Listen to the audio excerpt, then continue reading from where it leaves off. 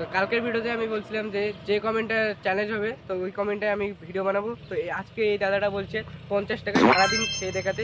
তো দাদা চ্যালেঞ্জটা করি। তো আমার হাতে থেকে 50 টাকা আছে, তো আমি চলে গেলাম একটা দোকানের কাছে। তো দোকানে যেয়ে তারপরে খাবার নিলাম, একটা কুরকুরি আর 5 টাকার পায়েল।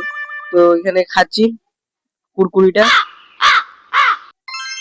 তারপরে এখানে পায়েল ছিল, পায়েলও এখানে নিলাম, তো 5 টাকা ছিল।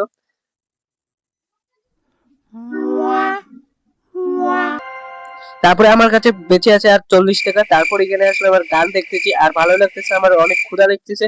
তারপরে আমি চলে যাবো একটা দোকানে, তো হাঁটতে হাঁটতে চলে যাচ্ছি আমি। তারপরে আমি দোকানে চলে আসলাম, আর আসার পরে এখানে নিয়ে নিয়েছি আমি একটা সেন্টারফুড 5 টাকার, আর একটা সন্দেশ নিয়েছিলাম, তো সন্দেশটাও খাচ্ছি।